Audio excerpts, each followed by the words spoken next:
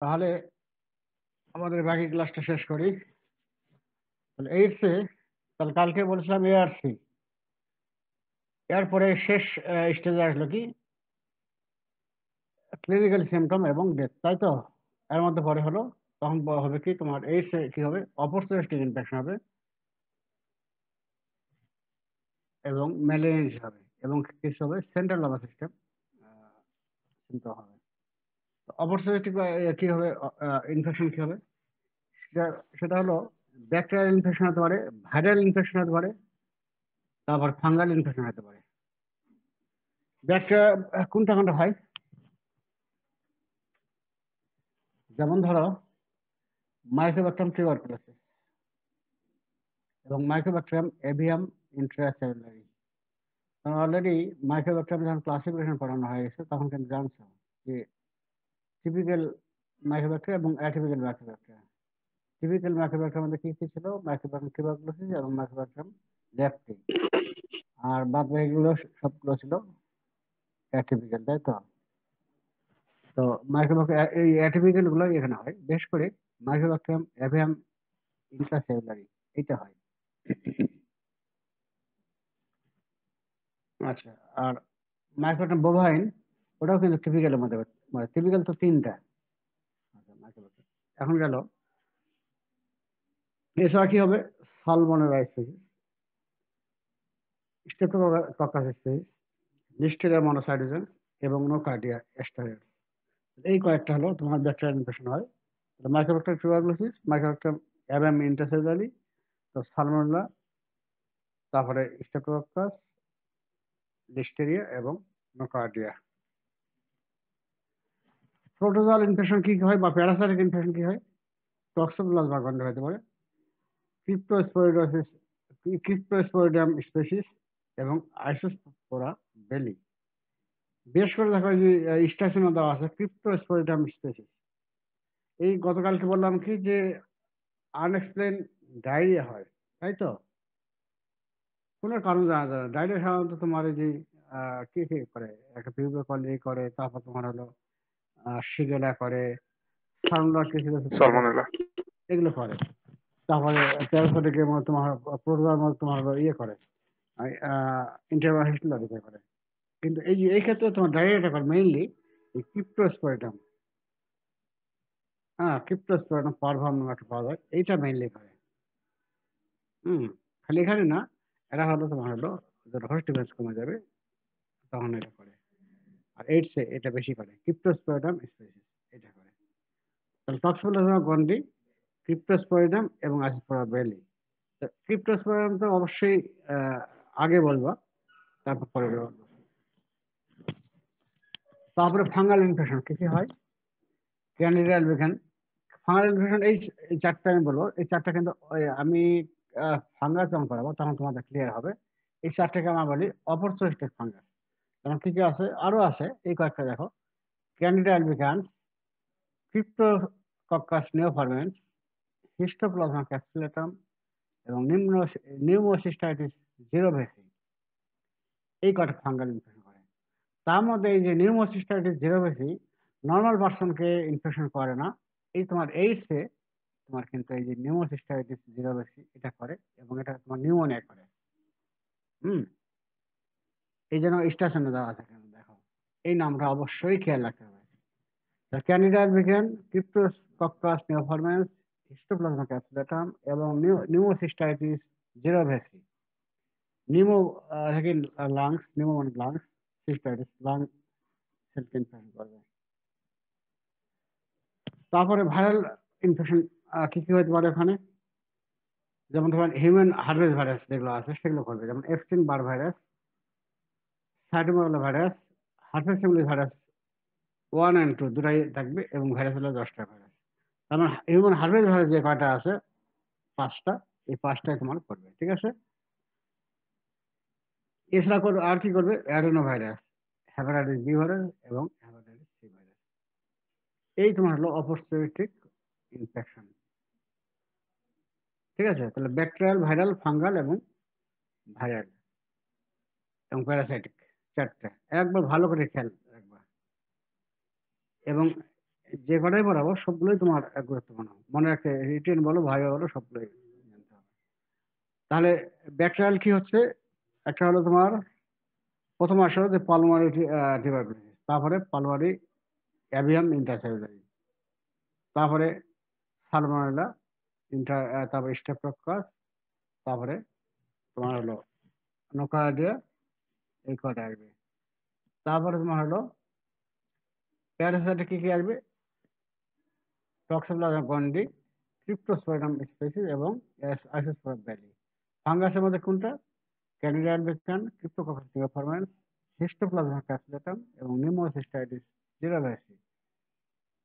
ভাইরালের মধ্যে human herpes virus, যেমন হলো extreme virus, cytomegalovirus, herpes virus type 1 and 2, এবং ভাইরাসের 10টা ভাইরাস। আর কোনটা হতে পারে, adenovirus, hepatitis B virus এবং হেপাটাইটিস সি ভাইরাস। এই হলো অপস্টাস্টিক ইনফেকশন। এই দেখো ক্যানিডা অ্যালবিকান ইনফেকশন করছে ওরাল ক্যাভিটির মধ্যে, ওরাল শ্বাস, এই দেখো, হ্যাঁ ঠিক আছে, ওরাল ক্যাভিটির মধ্যে দেখো শ্বাস হয়ে গেছে, ভয়াবহ। তারপরে টাঙ্গে করে দেখো, ওই যে ওরাল লেশন করে টাঙ্গের চারিদিকে দেখো, ওই জিহ্বাতে দেখো, হুম ঠিক আছে। তারপরে কিছু টিউমার হয় এখানে এইডসে। টিউমারে কি কি আছে, লিম্ফোমা। লিম্ফোমা তোমরা জানো যে মেইনলি দুই ধরনের, আর এগুলোর মধ্যে সাবটাইপ আছে। একটা হলো নন হজকিন্স লিম্ফোমা এবং হজকিন্স লিম্ফোমা। এছাড়া কি হতে পারে, ক্যাপোসিস সার্কোমা, সার্ভাইকাল কার্সিনোমা এবং অ্যানোজেনিটাল কার্সিনোমা, এই কয়েকটা, এই টিউমারগুলো হয়। তারপরে তোমার নিউরোলজিক্যাল সিমটম কি হয়,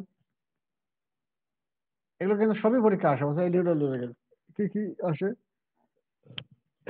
যেমন এক নম্বর হলো wasting and AIDS dementia complex, peripheral neuropathy, progressive multifocal leukoencephalopathy, myopathy, myelopathy, cranial nerve palsy, central nervous system lymphoma, cryptococcal meningitis এবং encephalitis by cytomegalovirus, herpes zoster virus এবং টক্সিপলাজমা। তাহলে প্রথম হলো তোমার হলো wasting and AIDS dementia complex. Wasting হবে, wasting এর সিমটমটা কি হবে, বিহেভিয়ার চেঞ্জ হবে। চেঞ্জ কি হবে, trouble with concentration, memory and attention এবং স্লোয়িং অফ মোটর ফাংশন। তাহলে wasting and AIDS dementia complex এর মধ্যে হলো বিহেভিয়ার চেঞ্জ হবে, বিহেভিয়ার চেঞ্জ হবে তার মানে হলো ট্রাবল, এই কনসেন্ট্রেশন, মানে সে যে কাজ করবে তার কাজের প্রতি মনোযোগ থাকবে না, হ্যাঁ, মেমোরিটা তোমার একবারে লস হবে না, কিন্তু মেমোরি তোমার কমে যাবে, কিছু মনে রাখতে পারবে না, হ্যাঁ। এখন যেটা বলতেছে পরক্ষণে আবার ভুলে গেছে, মেমোরি ভুলে গেছে, অ্যাটেনশন, এই অ্যাটেনশন কাজেরও মনোযোগ থাকবে না, এবং এই স্লোয়িং অফ মোটর ফাংশনটাও তার কম হয়ে যাবে। এবং আর কি ওয়াস্টিং হবে, ওয়াস্টিং হবে একবারে, এমন ওয়াস্টিং হবে পরে আসতেছে ফিগারে। তারপর পেরিফেরাল নিউরোপ্যাথি, তার সেন্ট্রাল নার্ভাস সিস্টেম হলো wasting and AIDS dementia complex, তারপরে পেরিফেরাল নিউরোপ্যাথি, তারপরে প্রোগ্রেসিভ মাল্টিফোকাল লিউকোএনকেফালোপ্যাথি, মাসেলের মাইলোপ্যাথি আর ক্রেনিয়াল নার্ভ পলসি হবে। আর ইনফেকশনের মধ্যে কি হবে, আর টিউমারের মধ্যে কি সেন্ট্রাল নার্ভাস সিস্টেম লিম্ফোমা হবে। আর ইনফেকশনের মধ্যে কোনটা হবে, ক্রিপ্টোকক্কাল মেনিনজাইটিস হবে এবং এনকেফালাইটিস হবে, যেমন cytomegalovirus, herpes zoster virus, toxoplasma. খেয়ে থাকবে এগুলো তো, অবশ্য খেয়াল রাখতেই হবে। স্যার বলো। স্যার ওই যে ক্যাপোসি সার্কোমা যে বললেন ওইটা কি? হ্যাঁ ক্যাপোসি সার্কোমা হ্যাঁ, ওইটা ওইটা কি স্যার, মানে ওটা কেমন এখন তো ক্যাপোসি এখানে সার্কোমাটা? তো তোমাদের প্যাথোলজিতে এখনো পড়ানো হয়নি এগুলো, স্যার এগুলো খেয়াল তোমাদের নেই এটা। সিস্টেম প্যাথোলজি শুরু করেনি এখনো,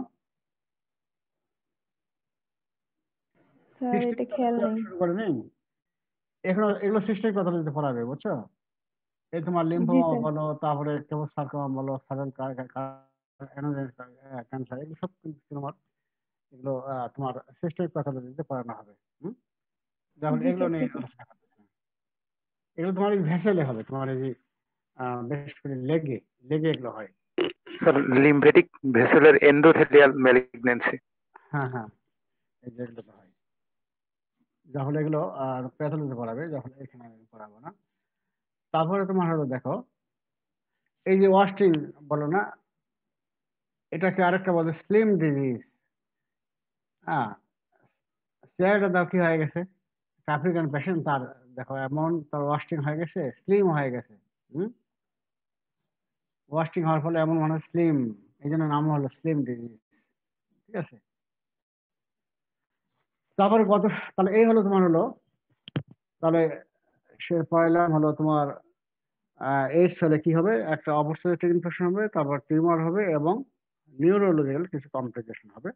সেই জিনিসগুলো অলরেডি পড়ানো হলো। এরপরে এসে তোমার উইন্ডো পিরিয়ড, ওই যে উইন্ডো পিরিয়ড হেপাটাইটিস বি ভাইরাসে পড়েছিলাম, ওখানে কি ছিল যে হেপাটাইটিস বি সারফেস অ্যান্টিজেন ডিসিভার করলো, তারপরে ওর এগেনস্টে যে অ্যান্টিবডি, হ্যাঁ, hepatitis B surface antigen hepatitis B surface antibody develop করতে সময় লাগে, তাই তো? এই মাসের গ্যাপটাকে বলতাম window period in case of hepatitis B. আর এখানে কি বলবো, এখানে হলো যে তোমার হলো একটা patient, window period is the time between the exposure of a patient to HIV and the appearance of detectable antibodies to the virus. It is about 3 to 4 days. যেমন ধরো কোনো ভাইরাস যদি প্রবেশ করে আমাদের বডিতে, তো তার বিপরীতে তো অ্যান্টিবডি হবে, তাই তো? অ্যান্টিবডি হবে। হ্যাঁ, তো এই যে এই ক্ষেত্রে এই যে অ্যান্টিবডি তৈরি হতে সময় লাগে, মোটামুটি দেখা যায় যে 7 থেকে 10 দিনের মধ্যে অ্যান্টিবডি তৈরি হয়। কিন্তু এইচআইভির ক্ষেত্রে হয় কি, এই অ্যান্টিবডি তৈরি হতে দেরি হয়। এই যে ফাঁকা এই ফাঁকা পিরিয়ডটা, এটাকে বলা হচ্ছে তোমার হলো উইন্ডো পিরিয়ড। এটা হলো সময়টা 3 to 4 উইকস। হুম, ইট ইজ 3 to 4 উইকস। তাহলে window period is the time between the exposure of a patient to HIV. যে কোনো কারণে হলো, সে সেক্সুয়াল হতে পারে, প্যারেন্টাল বা পেরিনেটাল, যে কোনো কারণে এক্সপোজ হলো, হওয়ার পর থেকে এই যে অ্যান্টিবডি ডিটেকশন হওয়ার মাস পর্যন্ত সময়টা হলো উইন্ডো পিরিয়ড। সময়টা হলো 3 থেকে 4 সপ্তাহ। এর ইম্পর্টেন্সটা কি, ওই যে আগের মতোই তোমার ওই যে এই হেপাটাইটিস বি ভাইরাসের মতোই, যে এই সময় যদি আমরা অ্যান্টিবডি বেস টেস্ট করি, তাহলে সেখানে তো অ্যান্টিবডি ওই 3 থেকে 4 সপ্তাহের মধ্যে অ্যান্টিবডি বেস টেস্ট যদি করি, তাহলে কখনোই আমরা পজিটিভ রেজাল্ট পাবো না, তখন ফলস নেগেটিভ রেজাল্ট পাবো, তাই তো? আর ফলস নেগেটিভ রেজাল্ট পাইলে হবে কি, সে তো পেশেন্ট তো ইনফেক্টেড, কিন্তু সে কি করবে, ডিসে ট্রান্সমিট করবে অন্য পেশেন্টকে, তাই না? তাহলে মোর ডেঞ্জারাস এটা। আর এই সময় আমরা ডিটেকশন কিভাবে করবো, এই সময় ডিটেকশন করবো, এই যে আমরা নিউক্লিওক্লাসিডে একটা প্রোটিন ছিল, কি ছিল, P24 প্রোটিন ছিল না, ওই অ্যান্টিজেনটাকে আমরা ডিটেকশন করবো এই সময়। অথবা পিসিআর, আরএনএ করবো, পিসিআর বা আরটিপিসিআর দ্বারা আমরা পিসিআর করবো। ঠিক আছে, তাহলে ইম্পর্টেন্স পড়ে গেলে any antibody based blood test, ELISA, western blot, এগুলো সাধারণত এইচআইভিতে করা হয়, এগুলো become negative during this period. So this is dangerous period of HIV infection because HIV can be transmitted to others during this period. এবং তাহলে ঠিক আছে, আর detected by identifying viral P24 antigen or viral RNA by PCR method. তাহলে hepatitis B ভাইরাসে আমরা কিভাবে তোমার উইন্ডো পিরিয়ড আমরা ডায়াগনোস করতাম? Sir HPC AB. না, এই hepatitis B surface HBC antigen. IgM antibody. জি স্যার, এইচবিসি এবি ওর ভিতরে আইজিএম দ্বারা। হ্যাঁ, ওটা দুইটা ছিল, আইজিএম আর আইজিজি। আইজিজি মানে তো আইজিএম দ্বারা পড়ে স্যার। জি জি স্যার। আইজিএমটা হলো এখন, হ্যাঁ, জি আইজিএম স্যার। দ্বারা আমরা করতে হবে। আর এখানে আইজিএম করবো তোমার হলো এই যে তোমার P24 অ্যান্টিজেন ডিটেকশন করব, অথবা পিসিআর বা আরটিপিসিআর দিয়ে আমরা আরএনএ ডিটেকশন করব। এই হলো তোমার হলো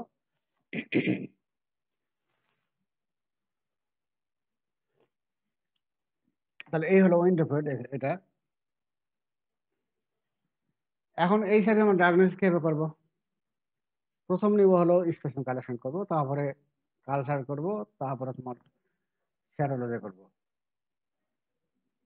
আরেকটা হলো nucleic acid based molecular test করব। 4টা হেডলাইন। স্পেসিমেন কালেকশন আমরা কি করব? ব্লাড নেব, ইউজুয়ালি ব্লাডই নেওয়া হয়। এছাড়া আমরা নিতে পারি কি সিমেন, ভ্যাজানাল ফ্লুইড নিতে পারি এবং ব্রেস্ট মিল্ক, যেগুলো হচ্ছে তোমার ডিস ছড়ায় আর কি, সেগুলো আমরা নেব। ব্লাড এমনিতে নেব ইউজুয়ালি, এছাড়া নিতে পারি সিমেন, ভ্যাজানাল ফ্লুইড নিতে পারি এবং ব্রেস্ট মিল্ক নিতে পারি। নিয়ে আমরা করবো কালচার। ইউজুয়ালি কালচার করা হয় না, নট ডান রুটিনলি। এগুলো তোমার হলো তোমার প্র্যাকটিক্যাল পারপাজে আমরা করি না, বা এগুলো করা হয় তোমার রিসার্চ পারপাজে করা হয়। রিসার্চ পারপাজে করা হয়। এই জন্য লিখবা তোমরা virus isolation not done routinely. তো ওই সময় কি করা হয়, ওইখানে যে যে তোমার এইচআইভি কোন সেলকে এফেক্ট করে? লিম্ফোসাইট। কোন লিম্ফোসাইট? হেল্পার টি সেল। হেল্পার। তো ওইখানে আমরা এই লিম্ফোসাইটটা নিই, লিম্ফোসাইটটা নিয়ে ওটা আমরা কালচার করি। পেরিফেরাল ব্লাড থেকে লিম্ফোসাইট সেপারেট করে ওইটা আমরা কালচার দিই। HIV can be cultured from lymphocytes in peripheral blood. আচ্ছা, তারপর আমার সেরোলজি টেস্ট। এটাই হলো মেইন মেথড, এটাই সাধারণত আমরা করি। এর মাধ্যমে আমরা অ্যান্টিবডি দেখতে পারি এবং অ্যান্টিজেনও দেখতে পারি। অ্যান্টিবডির মধ্যে কি কি দেখবো? প্রথম দেখবো কিছু আছে স্ক্রিনিং দেখবো, যে এটা পজিটিভ কানে নেগেটিভ, এটা জাস্ট দেখার জন্য এটা দেখবো। তারপর ওটা কনফার্ম করবো, কনফার্মের স্ক্রিনিং টেস্টের মধ্যে কিছু এলাইজা, এটাই সাধারণত বেশি, এলাইজা এবং আইসিটি এবং পার্টিকুলার অ্যাগ্লুটিনেশন টেস্ট। সাধারণত পিএটি সাধারণত কম করা হয়, এলাইজা এবং আইসিটি এই দুটাই করা হয়। এলাইজা মোস্ট ফ্রিকুয়েন্টলি ইউজড, এবং এই যে আইসিটি ইমিউনোক্রোমাটোগ্রাফিক টেস্ট, এই আইসিটি এটাও বেশি করা হয়। আইসিটি ডিভাইস পাওয়া যায়, ইজি মেথড। আরেকটা হলো তোমার, এটা যখন পজিটিভ হলো তখন আমরা করবো কনফার্ম ডায়াগনোসিস জন্য ওয়েস্টার্ন ব্লট।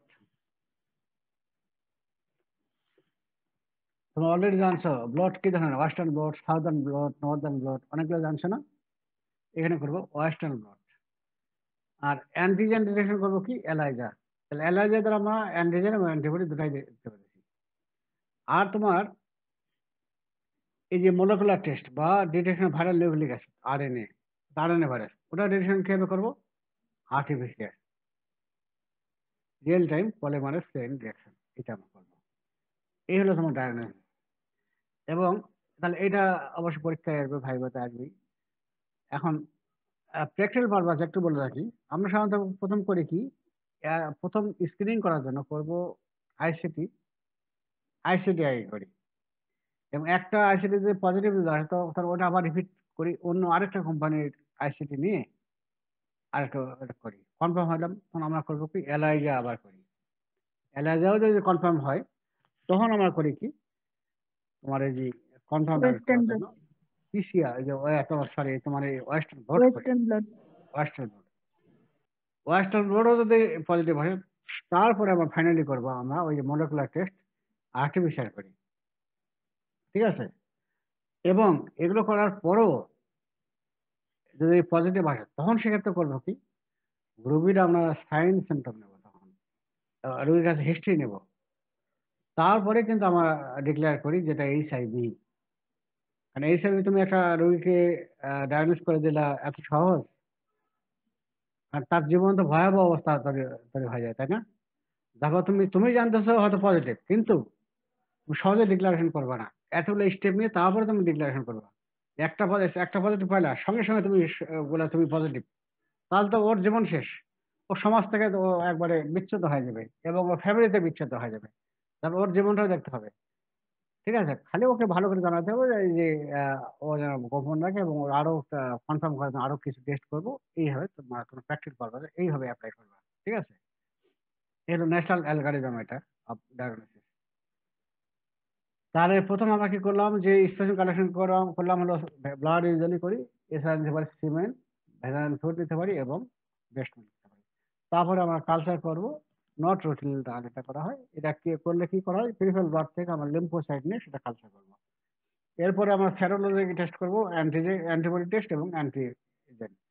অ্যান্টিবডি আমরা স্ক্রিনিং কি কি আছে, যেমন এলাইজা, তারপর হলো আইসিটি ইমিউনোক্রোমাটোগ্রাফি টেস্ট। তারপরে এগুলো পরে কনফার্ম ডায়াগনোস করবো কি ওয়েস্টার্ন ব্লট। ওয়েস্টার্ন ব্লটটা এখন ইনভ্যারিয়েবলি করা হয় ওয়েস্টার্ন ব্লট। আরেকটা করে মোলেকুলার টেস্ট, সেটা হলো আরটিপিসিআর। আরটিপিসি। এই হলো তোমার ডায়াগনোসিস।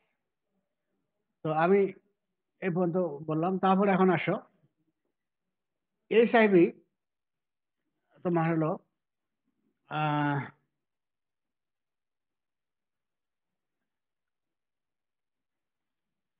ট্রিটমেন্ট আমরা কি করবো। ট্রিটমেন্টের জন্য বেশি কিছু আমি বলবো না, আর বেশি মেডিসিন বহু আছে এবং এগুলো অনেক ক্লাসিফিকেশন আছে, তোমাদের এত কিছু প্রয়োজন নাই। তবে যারা তোমার ডিএলএম কোর্স আছে তারা আরেকটু বেশি পড়বা। আর এই তোমার এমবিবিএস স্টুডেন্টের জন্য এত বেশি কিছু লাগবে না। তবে হার্টটা সাধারণত আমরা ভাইভাতে ধরবোই না, তো রিটেনের জন্য তোমরা একটু দেখে নিও, সামান্য একটু দেখে নিও। পরীক্ষাতে সম্ভবত আসে, একটু দেখি কোশ্চেনটা একবার মনে হয় আসছিল নাকি। ভাইভাতে তোমাদের অডিট হওয়ার কিছু নাই। আমরা এইচআইভিতে এখন যেটা ট্রিটমেন্ট ফলো করি, এই যে এটা হার্ট, HAART, হার্ট, এই সিঙ্গেল এ না, AART, এটা আমরা করি। এটা অর্থ কি, হাইলি অ্যাক্টিভ অ্যান্টি রিট্রোভাইরাল থেরাপি। ঠিক আছে, এইটাতে আমরা ট্রিটমেন্ট করি। তাহলে এটা ডেফিনিশন কি, যেমন ধরো তোমার এই যে টিবিতে, মাইক্রো টিবি কারো হলো, টিবিতে আমরা কি করি 4FDC, তোমাদের ম্যাডাম বলেছে, ওখানে সাধারণত তোমার চারটা ড্রাগস কিন্তু দেওয়া হয়। ওটা তোমার হলো দুইটা ফেজ, ইন্টেনসিভ ফেজ আর কন্টিনিউশন ফেজ। কোনোটা 6 মাস, কোনোটা 8 মাস, কোনোটা 12 মাস, এইরকম অনেক রেজিমেন্ট আছে, 3টা রেজিমেন্ট আছে, বুঝছো। তো ওই যে যেটা হলো তোমার এই যে 2 মাসে যেটা, ওই সময় তোমার হলো যেটা দেওয়া হয়। এবং ওই ক্যাটাগরি 1, 2, 3 এগুলো আমরা সাধারণত পড়ি না, তোমার প্র্যাকটিক্যাল লাইফে জানা যাবে, তখন এই ক্যাটাগরি 1, 2, 3 কখন কোন ড্রাগস দেওয়া হচ্ছে তখন এগুলো জানবা। আচ্ছা, তো ওইখানে তোমার বেশ করে এখন দেওয়া হয় তোমার এই পরপর 2 মাস দেওয়া হয়, যেটা 4FDC, চারটা ড্রাগস একসঙ্গে দেওয়া হয়। ওর কি দেওয়া হয়, রিফাম্পিসিন, আইসোনিয়াজিন, আইসোনিয়াজিন, ইথাম্বুটল। ইথাম্বিউটল পাইরাজিনামাইড। এবং ইথাম্বুটল, তাই তো চারটা ড্রাগস দেওয়া হয়। কি জন্য দেওয়া হয়, যাতে রেজিস্ট্যান্স না হয়, এই যে, তাই তো রেজিস্ট্যান্স হয় কিন্তু ওখানে। একটা ডাক্তার শেষ করতেছো বা দুইটা ডাক্তার শেষ করতেছো, তোমার ট্রিটমেন্ট তোমার ফেলার হবে, রেজিস্ট্যান্স হয়ে যাবে। আর কিছুদিন ভালো থাকলো, পরে আবার হবে। এই রেজিস্ট্যান্সটা যাতে না হয় এই জন্য কিন্তু ওখানে 4FDC ওখানে দেওয়া হয়। তেমন এই যে এটার ক্ষেত্রে আমরা কয়েকটা ড্রাগস মিলে দেই।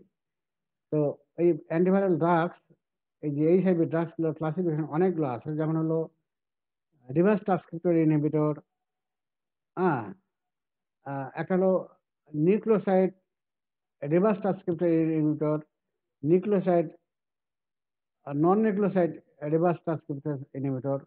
হ্যাঁ, তাহলে নিউক্লিওসাইড রিভার্স ট্রান্সক্রিপ্টর ইনহিবিটর, তারপরে নন নিউক্লিওসাইড রিভার্স ট্রান্সক্রিপ্টর ইনহিবিটর, তারপর প্রোটেজ ইনহিবিটর, এরকম অনেক ভাগ থাকে। তাহলে এখানে দেখো, এখানে আমি 3টা ক্লাসিফিকেশন লিখেছি। দেখো দেখো অ্যানালগ বলতে পারো, না বলতে পারো, নিউক্লিওসাইড রিভার্স ট্রান্সক্রিপ্টর ইনহিবিটর, তাহলে NARTIS। নিউক্লিওসাইড বা অ্যানালগ বলতে পারো, বা এটা বাদ দিতে পারো, নিউক্লিওসাইড রিভার্স ওই এনজাইমের করো, রিভার্স ট্রান্সক্রিপ্টর এনজাইম সেখান থেকে আসলো, ওর ওর ওই ওই অ্যান্টিজেনের ওই এনজাইমের উপরে কাজ করবে। তাহলে নিউক্লিওসাইড রিভার্স ট্রান্সক্রিপ্টেজ ইনহিবিটর। হ্যাঁ, আরেকটা দেখো প্রোটেজ ইনহিবিটর। আরেকটা দেখো এখানে ওই যে রিভার্স ট্রান্সক্রিপ্টেজ নিউক্লিওসাইড ছিল সেটাকে, সেখানে আমি ওর আগে দিলাম নন নিউক্লিওসাইড রিভার্স ট্রান্সক্রিপ্টেজ ইনহিবিটর। 3টা ক্লাসিফিকেশন আমি এখানে নিয়ে আসলাম। তো এই যে হার্টে আমরা কি করি, 2টা নিউক্লিওসাইড রিভার্স ট্রান্সক্রিপ্টেজ ইনহিবিটর দিই, ওর সঙ্গে আবার দিই একটা প্রোটেজ ইনহিবিটর দিতে পারি, অথবা প্রোটেজ ইনহিবিটরের পরিবর্তে আমরা দিই non nucleoside reverse transcriptase inhibitor. Okay, তাহলে রিভার্স ট্রান্সক্রিপ্টেজ ইনহিবিটর দেবই। Reverse transcriptase reverse nucleoside reverse transcriptase inhibitor একটা দিলাম, ওর সঙ্গে দেব 5 প্রোটেজ ইনহিবিটর দেব, অথবা নন নিউক্লিওসাইড রিভার্স ট্রান্সক্রিপ্টেজ ইনহিবিটর। ঠিক আছে, যেমন এক্সাম্পল ড্রাগসের মধ্যে এক্সাম্পল অনেক আছে, ওই বাইর করে রাখছি। যেমন দেখো নিউক্লিওসাইড ইনহিবিটর কি কি নামে পাওয়া যায়? জিরোভোডিন, ল্যামিভোডিন। আর প্রোটেজ ইনহিবিটরের মধ্যে যেমন ইন্ডিনাভে। এই কটা খেয়াল রাখবে তো, এই কটা খেয়াল রাখতে পারলে তোমাদের জন্য পরীক্ষার জন্য যথেষ্ট। হ্যাঁ, জিরোভোডিন, ল্যামিভোডিন এবং ইন্ডিনেভার।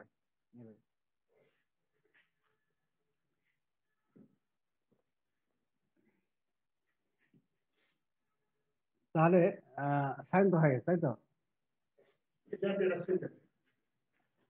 এখানে নামটা লিখেছি অধ্যক্ষ এবং এখানে উপরে দিচ্ছি। একটা অফিস কপিটা ছবিটা কেটে দিচ্ছি, এটা আপনার কাছে রাখছি। ওখানে রাখে লাভই নেই, বরঞ্চ এখানে এখন রাখেন তো। রস্তপুর গেল, ও খুঁজেই পাচ্ছে না, ফাইলেও পায় না, ফাইলেও নেই ওর অফিসে, ফাইলেও নাই, আবার এই যে কম্পিউটার রাখে না, যে কম্পিউটার ইয়ে করে রাখবে সেভ করে রাখছি। সেটা করে না, আপনি সেভ করে রাখেন তো ওখানে।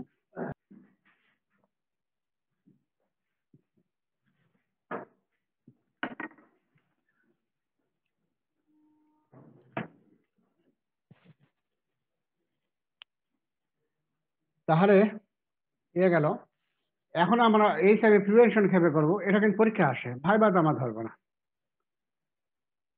বা প্রিভেনশন ভাইবা তো কেউ ধরতে পারে, এটা পড়ি ওইটা। এটা কি এ পর্যন্ত ভ্যাকসিন এখন পর্যন্ত পাওয়া যায়নি, তাহলে কি হবে? প্রিভেন্টিভ মেজারও দিতে হবে, এবং ভ্যাকসিনও পাওয়া যায়নি, এবং মেডিসিনগুলো এখনো ইফেক্টিভ নয়, তাই তো? এইডস হলে এখনো বাঁচে না, হয়তো কিছুদিন বাঁচলো, যে কদিন বাঁচবে সেটাকে বাঁচা বলে না, তার বাঁচা তো বুঝতেই ভালো।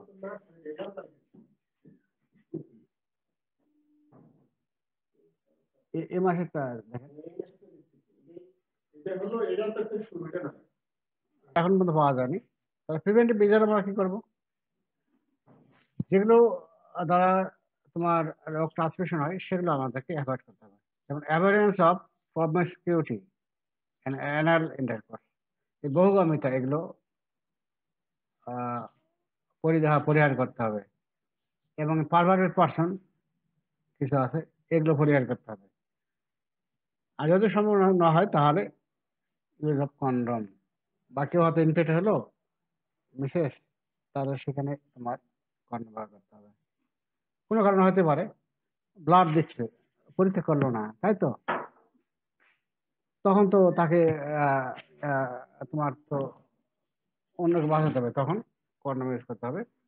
তারপর হলো ব্লাড দেওয়ার আগে অবশ্যই স্ক্রিনিং করতে হবে। একটা দুটো আনলাম, একটা আপনার টেবিলে ভরে দিলাম, আর এটা নিয়ে আমি কাজ করবো। তাহলে হলো ব্লাড এবং ব্লাড প্রোডাক্ট, হ্যাঁ, এগুলো দেওয়ার আগে অবশ্যই, এই ব্লাড দেওয়ার আগে অবশ্যই স্ক্রিনিং করতে হবে। যেমন তোমার ব্লাড ব্যাংকে কিন্তু এগুলো বিনা পয়সায় করা হয়, বুঝছো? ব্লাড ব্যাংকে, যেগুলো, এবং খরচ গভর্নমেন্ট বহু টাকা করে এখানে। তারপরে use of disposable syringe and needle, অবশ্যই এখন সবাই সিরিঞ্জ নিডল ডিসপোজেবলই করে। তারপরে এখন এগুলো আগেকার জিনিস তো, এখন এগুলো তোমাকে বলতেই হবে। তারপরে interrupt of parental transmission by screening women of childbearing age. এখন ধরো এই একটা প্রেগনেন্ট ওমেন, সে যদি ইনফেক্ট হয়, তাকে তাকে তাহলে করতে হবে, স্ক্রিনিং করতে হবে। আর মোট কথা হলো হেলথ এডুকেশন দিতে হবে, সেটা মাস মিডিয়া, সেটা ইলেকট্রনিক মিডিয়া বলো বা প্রিন্ট মিডিয়া বলো, রেডিও, টিভি, টেলিভিশন, সংবাদপত্র, এগুলোর মাধ্যমে তোমাকে কিভাবে ছড়াচ্ছে, কিভাবে এর ভয়াবহতা কি, তারপর তোমার হলো এগুলো কিভাবে তোমার কিভাবে মানে প্রিভেন্ট করা যাবে, এগুলো তোমাকে হেলথ এডুকেশন দিতে হবে। হুম? তারপরে লাস্ট হলো প্রোফাইল অ্যাক্সেস। কোনো কারণে তোমার এইডস পেশেন্টের কন্ট্যাক্টে গেল, যেমন ল্যাবে যারা কাজ করে, ব্লাড নেওয়া হয়, সেক্ষেত্রে তো কাজ করতে সেক্ষেত্রে কন্টামিনেট হতে পারে, বা যাক বিভিন্ন কারণে কন্টামিনেট হতে পারে। সেক্ষেত্রে কি করব? সেক্ষেত্রে দেখো, in case of exposure to an 8 patients following post exposure prophylaxis, post exposure prophylaxis recommended. তখন কি দেবো? Zidovudine plus lamivudine plus indinavir or নেলটি নেটফিনাভির, এটা দিতে হবে 28 দিন। তার মানে এটা কি দিচ্ছে এখানে? দুইটা nucleoside reverse transcriptase inhibitor plus 1 protease, protease inhibitor. এইটা দেওয়া আছে। এটা 28 দিন দেওয়া আছে। 28 দিন পরে আবার দেখবো, তারপর আবার আমরা দেখবো victim is advice to do anti HIV test to detect any সেরো conversion after 1 month from the time of exposure.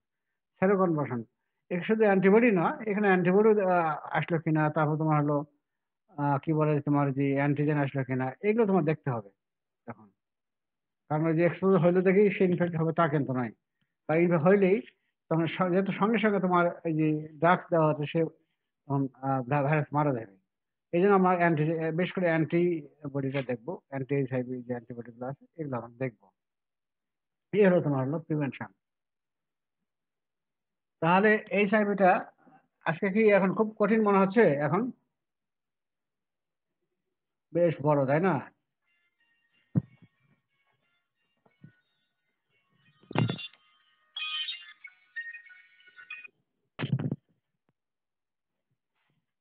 প্রথম আমরা কি আসলাম যে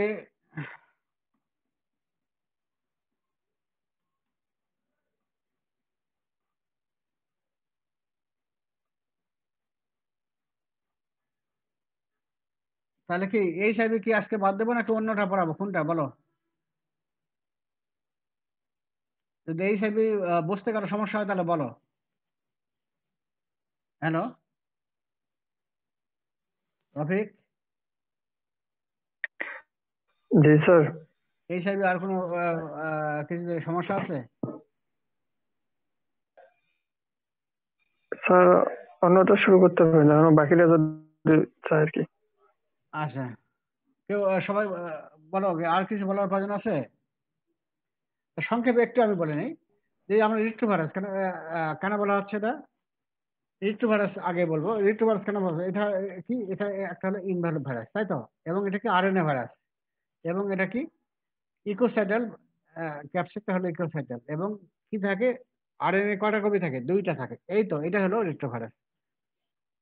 তাহলে these are involve virus with an icosahedral capsid and 2 identical strands set to be diploid, মানে 2টা RNA থাকে এবং positive since. এটা জাস্ট একটা মুখস্থ করো। আর রিট্রো কেন বলা হচ্ছে? এই যে রিভার্স ট্রান্সক্রিপশন আছে, যেমন আরএনএ, এটা তো আরএনএ ভাইরাস বডিতে প্রবেশ করলো, আরএনএ থেকে ডিএনএ হলো, এই যে রিভার্স হয়ে গেল। আমরা জানি যে আরএনএ ভাইরাস যখন তোমার বডিতে প্রবেশ করবে, আরএনএ থেকে তোমার আরএনএ তৈরি হবে, তাই তো? ডিএনএ ভাইরাস হলে ডিএনএ থেকে ডিএনএ তৈরি হয়, তাই না? হয় না? কিন্তু এক্ষেত্রে দেখো উল্টাটা, উল্টা দেখো আরএনএ ভাইরাস এটা হয়ে গেল কি ডিএনএ হয়ে গেল, রিভার্স হয়ে গেল। তারপর ডিএনএ থেকে আবার তোমার আরএনএ আবার চলে আসতেছে, এই যে রিভার্সন হচ্ছে, এই জন্য বলা হচ্ছে রিট্রো, ব্যাক ব্যাক করে আবার চলে আসলো। এই কারণে বলা হচ্ছে রিট্রো ভাইরাস। আর ক্যাটরা অবশ্যই তো জানোই যে এটা ইনভ্যালিড ভাইরাস, তারপর হলো সিঙ্গেল স্ট্র্যান্ড আরএনএ, এবং 2টা কপি আছে। আরেকটা হলো কি, এটা হলো এনজাইম যেটা আছে, সেটা হলো রিভার্স ট্রান্সক্রিপ্টেজ এনজাইম আছে। তারপর এইটা তোমার পরীক্ষায় আসে। ক্লাসিফিকেশন তো আর কি বলবো, এটা বলার প্রয়োজন নাই। এখন এইচআইভি কি, এইচআইভি এইডস কি, এবং এইচআইভি ইনফেকশন কি? তাহলে এইচআইভি এটা হলো একটা ভাইরাস যেটা করে এইডস। আর এইডস কি? এখন ইমিউনো ডেফিসিয়েন্সি সিনড্রোম। এখানে ইমিউন ডেফিসিয়েন্সি হয়, ডেফিসিয়েন্সি হওয়ার ফলে যে সিমটম গুলো হয় ওইগুলোকে একত্রে আমরা বলি সিনড্রোম কমপ্লেক্স। হ্যাঁ, যেমন আর এইচআইভি ইনফেকশন কি? একটা বডিতে যখন প্রবেশ করলো তখনই সেটা বলবো আমরা এইচআইভি ইনফেকশন। এবং ইনফেকশন হলে আমরা প্রথম দেখলাম কি 4 সপ্তাহ থেকে 8 সপ্তাহ থেকে 12 সপ্তাহ পর্যন্ত কি সিমটম ওই সময় তোমাকে থাকতে হয়েছে, তাই তো? সামান্য এখন কি ইনফেকশন মনোনিউক্লিয়ার সিমটম থাকতে। তারপরে কি হচ্ছে 8-10 বছর একবারে ল্যাটেন্ট পিরিয়ড থাকতেছে, তাই তো? কোনো সিমটমই থাকতেছে না, এই কারণে বলা হচ্ছে এইচআইভি ইনফেকশন। তো এটা যে তাহলে এইটা, তাহলে এই ক্ষেত্রে এইচআইভি ইনফেকশন হলে তোমার সিমটম নাও থাকতে পারে, নাও থাকতে পারে। আচ্ছা, তাহলে আমি ইয়েতে যাই, সময় তাহলে অনেক বেশি লাগবে। এখন যাই তোমার হলো প্যারামিক্স ভাইরাস, মিজেলস এবং মাম্পস পড়াবো।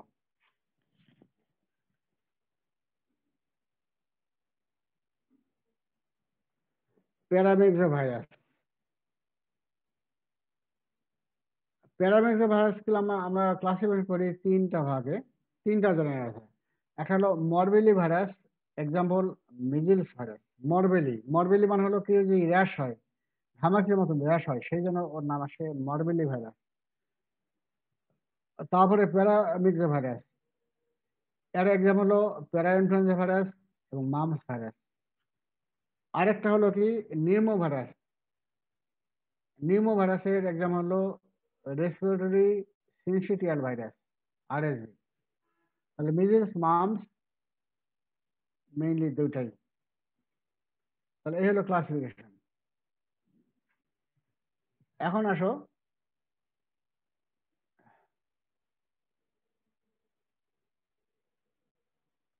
এটা পরে আসছে সেটা, এখন আমরা পড়বো মিজেলস ভাইরাস পড়বো। মিজেলস ভাইরাসের আরেকটা নাম হলো রুবিওলা। এটার ক্যারেক্টার কি? আগে জানছি যে ফ্যামিলি হলো প্যারামিক্স ভাইরাস, আর জেনাস কি হলো মরবেলি ভাইরাস, যেটা আমরা অলরেডি বললাম মরবেলি ভাইরাস। তাহলে এখন প্যারামিক্স ভাইরাস, এটা তোমার আরএনএ ভাইরাস না ডিএনএ ভাইরাস? তুমি অলরেডি জানো ক্লাসিফিকেশনে কি ভাইরাস, আরএনএ কি? RNA RNA virus. RNA virus. RNA virus তাহলে তোমার হলো single standard, double standard? Single standard. Single standard, কারণ all RNA virus are single standard except reo reo virus. Virus. Reo virus. Single standard. Envelope না non envelope? Sir enveloped. Envelope. Enveloped. PCR ওর মধ্যে পড়ে না, PCR হলো নন envelope, তাই তো? তাহলে এই কটা আমরা জানলাম। আর এই নিউক্লিক অ্যাসিড এখানে একটু পার্থক্য আছে, এটা হলো হেলিক্যাল নিউক্লিক অ্যাসিড। আমরা নিউক্লিক অ্যাসিড সাধারণত তিনটা পাইছি, তাই তো? একটা হলো একটা হলো তোমার হলো ইকোসাহেড্রাল। ইকোসাইডাল বা স্পেরিক্যাল, আরেকটা হলো তোমার হেলিক্যাল নিউক্লিক অ্যাসিড, আরেকটা পাইছি কমপ্লেক্স, তিনটা, তাই তো? এইখানে আসলো তোমার হেলিক্যাল কয়েল শেপ, যেটা আমি ফিগারে আসছি পরে, helical nucleic acid. Shape size জানার প্রয়োজন নাই, জানতে। আর এই যেখানে বিশেষ একটা দেখো, ইনভ্যালুপে যে ইনভ্যালুপ আছে, কিন্তু এই ইনভ্যালুপে দুই ধরনের স্পাইক থাকে। একটা কাজ হলো হিম অ্যাগ্লুটিনিন অ্যাক্টিভিটি, আরেকটা কাজ হলো with cell fusion and haemolytic activity. Haemagglutinin আরবিসিকে কি জমাট বাঁধাবে, তাই তো? আর সেল ফিউশন অলরেডি আমি বলেছিলাম কি, তোমার দেখো ওই যে তোমার হলো সার্টিফিকেট কিছু এক্সাম করাইলাম, তখন কি বলছি? Giant cell sir. একটা কি হয়, একটা তোমার কি হয়, একটা মরফোলজি চেঞ্জ হয়, যেমন হলো তোমার বেলুনিং হয় বা রাউন্ডিং হয়, তাই তো? Due to disruption cell membrane. তারপরে কি হয়, নিউক্লিয়াস কি টিকনোসিস হয়। তারপরে তোমার কি হয়, এই তোমার জায়ান্ট সেল ফর্মেশন হয়, তাই না? জায়ান্ট সেল ফর্মেশন কি জন্য হয়? এই যে প্রোটিন হয় তোমার মাল্টি নিউক্লিয়েটেড হইলে ইনসার্শন হয় সেল মেমব্রেনে, যার ফলে সারাউন্ডিং সেলগুলো তোমার একীভূত হয়, তৈরি হয় জায়ান্ট সেল। এইখানে তোমার এই যে স্পাইক সেল ফিউশন এইটা কাজে দেবে। এবং সিঙ্গেল টাইপ এখানে দেখো ফিগারে, এখন আমরা যাই,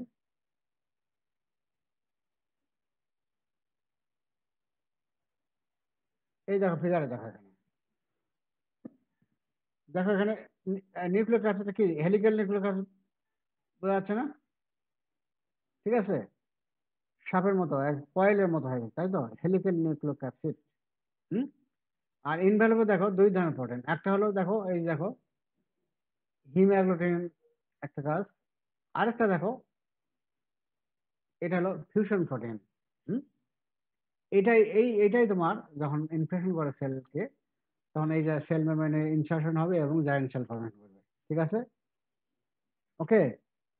তাহলে দুই ধরনের স্পাইক পাচ্ছি। তাহলে এই হলো তোমার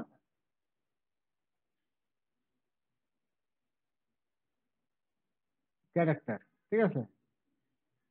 এটা আমরা এখন মোড অফ ক্লাসিফিকেশন কি?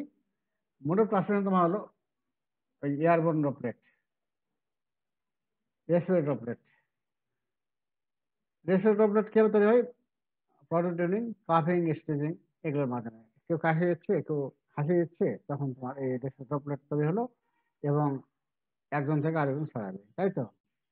তাহলে ট্রান্সমিশন হচ্ছে via respiratory droplet produced by কাফিং, sneezing both during prodromal and few days after the rash appears। দেখো, চিন্তা করো, প্রোড্রোমাল ফেজেও কিন্তু এটা ডিস ট্রান্সমিট করবে, তখন ডিস তোমার প্রকাশই পায়নি, এবং র্যাশ হওয়ারও কয়েকদিন পর পর্যন্ত সে করবে, ট্রান্সমিট করবে। তাহলে মোড অফ ট্রান্সমিশন হলো। এখন দেখো দেখো প্যাথোজেনেসিস, এখানে দেখো কি হবে। প্যাথোজেনেসিস অফ মিজেলস, প্রথম আমরা কি জানি, বডিতে প্রবেশ করলো থ্রো ইনহেলেশন, তাই তো। Virus enters the respiratory tract through inhalation. আর মেথডটা কি হলো? রেসপিরেটরি ড্রপলেট প্রবেশ করলো, তারপর কি হলো দেখো, এটা ইনফেকশন কোথায় করবে? ওই যেহেতু লাংসে তোমার রেসপিরেটরি ট্র্যাক্টে প্রবেশ করলো, সেটা নোজ এবং যে আপার রেসপিরেটরি ট্র্যাক্ট, এখানে তারা ইনফেকশন করবে এবং রেপ্লিকেট করবে। They then infect the epithelial cells of respiratory tract where they replicate। এখান থেকে কোথায় যাবে দেখো, লোকাল যে তাদের ড্রেনিং লিম্ফ নোড, সেখানে চলে যাবে। Then spread to regional lymphatic tissue where they further multiplication occurs। Draining lymph node তাদের চলে গেল। এরপরে কি হলো, এখান থেকে আবার চলে যাবে ব্লাডে, virus invade the blood stream causing primary viraemia, এবং এটা ব্রিফ পিরিয়ড, সংক্ষেপে থাকবে। এরপরে দেখো, এখান থেকে আবার চলে যাবে, ব্লাড থেকে চলে যাবে reticulo endothelial system, liver screen, এবং মাল্টিপ্লাই করবে, রেপ্লিকেট করবে। Disseminate to reticulo endothelial system liver screen where they replicate. এরপরে কি করবে, সেখান থেকে এই সময় তোমার সিমটম হবে, সিমটম বেশি কিছু না, ফ্লু লাইক সিমটম। ও এখান থেকে তোমার হবে প্রথম সেকেন্ডারি ভাইরাল হবে, এবং এই সময় কি সিমটম হবে? সিমটম কি হলো? ফ্লু লাইক সিমটম, যেমন হাই ফিভার হবে, রানিং নোজ, কাফ, কনজাংটিভাইটিস এবং কপ্লিক স্পট। এই কপ্লিক স্পট এটা হলো ডায়াগনস্টিক। কপ্লিক স্পটটা কি অলরেডি তোমরা কিন্তু অলরেডি কমিউনিটি মেডিসিনে পড়েছো, ওরা আবার দেখাবো। এরপরে কি হবে, এই ব্লাড থেকে গোটা বডিতে ছড়ায় গেল, ছড়ায় গিয়ে তারা কোথায় ইনফেকশন করবে? এই এপিথেলিয়াল, এই যে আমাদের যে যে সমস্ত অর্গানে এপিথেলিয়াল সেল আছে, সেখানে এই এপিথেলিয়াল, এইখানে তারা ইনফেকশন করবে। তাহলে দেখো, then virus spread to the epithelial surface of the body including skin, respiratory tract, conjunctiva where focal replication occurs and produce characteristic rash in the skin। এখন স্কিনে র্যাশ কি যেন হচ্ছে? Rash is primarily caused by cytotoxic T cells, vasculitis এর জন্য। virus infected vascular endothelial cells, skin, এবং antibody mediated vasculitis may also involve। এই হলো প্যাথোজেনেসিস। তাহলে আমরা প্যাথোজেনেসিস আমরা পড়ি, দেখো। তাহলে মোড অফ ট্রান্সমিশনটা কি? Respiratory droplet which are produced during কাফিং স্টিজিং। তাহলে কাফিং স্টিজিং করলো, তাহলে আমাদের বডিতে প্রবেশ করলো। কোথায় প্রবেশ করলো? রুট ট্র্যাকটি কোনটা? Respiratory tract. রেসপিরেটরি ট্র্যাক্টে প্রবেশ করলো, করে তারা কোথায় আসবে? ওখানে ইনফেকশন করলো এবং সেখানে রেপ্লিকেট করবে, তাই তো। রেসপিরেটরি ট্র্যাক্টের কোনটা? এপিথেলিয়াল সেলকে। এখান থেকে আবার চলে যাবে কোথায়? সেখানকার যে ড্রেনিং লিম্ফ নোড, হ্যাঁ, respiratory draining lymph node, regional lymph node, সেইখানে তারা চলে গেল এবং ইনফেকশন করলো এবং সেখানে আবার রেপ্লিকেট করবে। এখানে চলে গেল তোমার কোথায়? ব্লাডে চলে গেল, হলো কি প্রাইমারি ভাইরেমিয়া। তারপরে সেখান থেকে আবার চলে যাবে কোথায়? লিম্ফোয়েড টিস্যু, তাই তো। রেটিকুলো এন্ডোথেলিয়াল সিস্টেম চলে গেল, সেখানে গিয়ে তারা সেখানে আবার রেপ্লিকেট করবে, করলে সেখানে আবার যাবে কোথায়? সেকেন্ডারি ভাইরেমিয়া হবে, এবং সেকেন্ডারি ভাইরেমিয়া যখন হবে তখন তোমার সিমটম দেখা দেবে, বেশি কিছু হবে না, সেখানে কি হবে, ফ্লু লাইক সিমটম হবে, যেমন high fever, running nose, cough, conjunctivitis, Koplik spot. তারপরে ব্লাড থেকে আবার যাবে কোথায়, গোটা বডিতে ছড়া যাবে এবং ইনফেকশন করবে কোথায়, এপিডাল সেলকে ইনফেকশন হবে কোথায় কোথায়, স্কিন, বেশ করে স্কিন, রেসপিরেটরি, ঠিক আছে। এবং স্কিনে যদি হয় ইনফেকশন করে, তার সামনে র্যাশ হয়। এই র্যাশটার কারণটা কি তুমি অলরেডি জানো, এই যখন তোমার যদি ভাস্কুলাইটিস। স্কিনের যে এপিডাল সেলকে ইনফেকশন করলো, ওখানে ব্লাড ভেসেল আছে, তাই তো, ব্লাড ভেসেল যে অ্যানাথের সেল ইনফেকশন করলো, তখন আমাদের যে সেনাবাহিনী কি আছে, ভাইরাস ইনফেক্টেড সেলকে কে মারবে, সাইটোটক্সিক টিস্যুস। সাইটোটক্সিক, তখন সাইটোটক্সিক। সেখানে ওই ভাইরাস ইনফেক্টেড সেলকে মারবে, যার ফলে র্যাশটা হবে। আরেকটা কারণ হতে পারে, অ্যান্টিবডি ওর বডিতে যে তৈরি হবে, সেটাও তোমার ভাস্কুলাইটিস করতে পারে। তাহলে এই হলো তোমার হলো প্যাথোজেনেসিস। খুব একটা কঠিন হলো এটা, একবারে ইজি। এটা সংক্ষেপে বলে নাও যে ওই রেসপিরেটর প্রবেশ করলো, তারপর সেখানে র্যাপলেট করলো, তারপরে এখানে একটু সামান্য কিছু বাদ আছে, যার ফলে আমি এটা তোমরা দেখে নিও, এই যে সম্পূর্ণ এটা দিলেও দিতে পারো, সমস্যা নেই, এটা দিলেও দিতে পারো, এখানে কিছু কথা বাদ আছে। এখানে লোকাল র্যাপলেট করলো, তারপরে তোমার হলো সেখান থেকে আহ এখানে তোমার একটু বাদ আছে, লিম্ফ্যাটিক স্প্রেড করে গেল কোথায়, লোকাল লিম্ফ নোডে চলে গেল, সেখানে রেপ্লেট করলো, করে তোমার প্রাইমারি ভাইরেমিয়া হলো, তারপরে সেখানে রেটিকুলো অ্যান্ডোথেলিয়াল সিস্টেমে চলে গেল, সেগুলো কিন্তু লেখা নাই এগুলো। তাহলে এখানে কিছু বাদ আছে। তারপরে তোমার রেটিকুলো অ্যান্ডোথেলিয়াল সিস্টেমে তোমার কি রেপ্লেট করলো, করে আবার তোমার ব্লাডে চলে গেল, আবার তখন করলো কি সেকেন্ডারি ভাইরেমিয়া। সেকেন্ডারি ভাইরামিয়া। সেকেন্ডারি ভাইরেমিয়া হবে যখন, তখন তোমার ফ্লু লাইক সিমটম হবে, তখন কি হবে, তখন তোমার হবে, তোমার হলো ওই যে হাই ফিভার হবে, ফিভার, ফিভার, কনজাক্টিভাইটিস, এগুলো হবে। স্নিজিং। আচ্ছা, এরপরে ওরা চলে যাবে কোথায়, ব্লাড থেকে চলে যাবে বিভিন্ন অর্গানে চলে যাবে, গিয়ে এপিডাল সেলকে ইনফেক্ট করবে, গিয়ে তোমার অ্যাটাক করবে, তোমার এই কনজাক্টিভা, রেসপিরেটর করবে, হ্যাঁ এগুলোই করবে, এগুলো আর অনেক কিছু দেওয়া আছে। তারপরে নিষেধটা দেওয়া আছে, তারপরে র্যাশ হলো, যখন স্কিনে যখন এফেক্ট করলো, স্কিনে হলো তোমার র্যাশ। তারপরে তারপর সিকিউরলি কি হলো, রিকভারি হলো, লাইফ লং ইমিউনিটি হবে, এবং কিছু কমপ্লিকেশন হতে পারে, কমপ্লিকেশন তিনটা হতে পারে কমপ্লিকেশন, যেটা আমি পরে পড়াবো, তবে এগুলো রেয়ার, এটা পরে তোমরা দেখে নিও, আমি এখন দেখো যাচ্ছি। ক্লিনিক্যাল ফিচার কি, ইনকিউবেশন পিরিয়ড 10 to 14 days, এগুলো একটু জানো, কমন জিনিস তো। প্রোড্রোমাল ফেজে তোমার সিমটম কি হয়, হাই ফিভার হবে, কনজাক্টিভাইটিস হবে এবং ফটোফোবিয়া হবে, রানিং নোজ এবং কাফ হবে। আরেকটা কি, কপ্লিক স্পট, এটাই হলো ডায়াগনস্টিক। কপ্লিক স্পটটা কি, অবশ্যই এটা খেয়াল রাখবা, ভাই তত ধরতে পারি।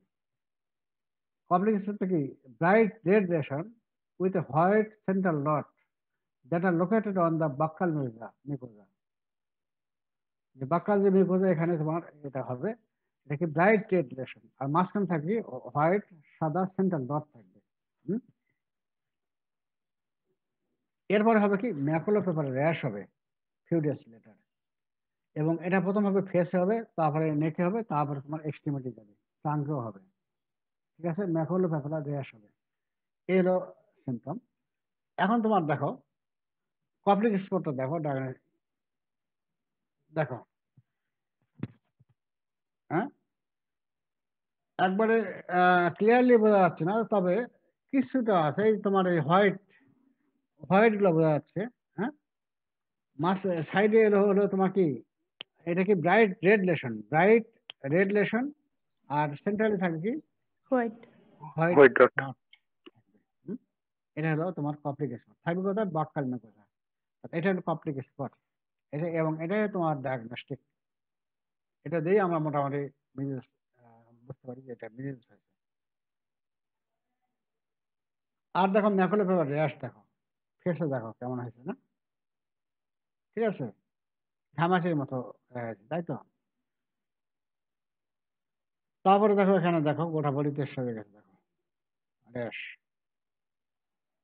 তারপরে দেখো এই র্যাশ, হ্যাঁ, বিভিন্ন ধরনের র্যাশ দেখা গেছে। আবার কনজাংটিভাইটিস দেখো চোখটা কি লাল হয়ে গেছে, তাই না? এবং সেখানে কি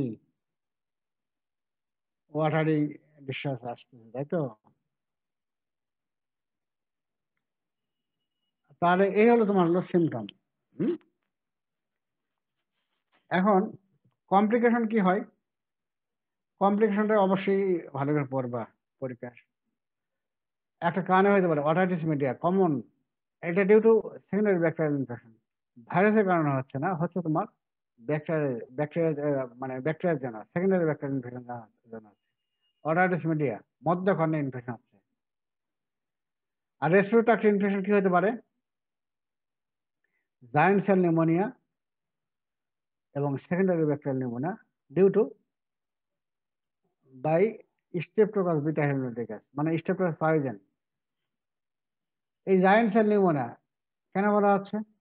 এই আগে বললাম যে ওর কি আছে, ওই যে ইনভেলপে কি দেখালাম, দুইটা স্পাইক দেখালাম। একটা স্পাইকের নাম কাজ হলো কি বাইন্ডিং হিমোগ্লোবিন, করা। আরেকটা হলো ফিউশন, ফিউশন করা, তাই তো?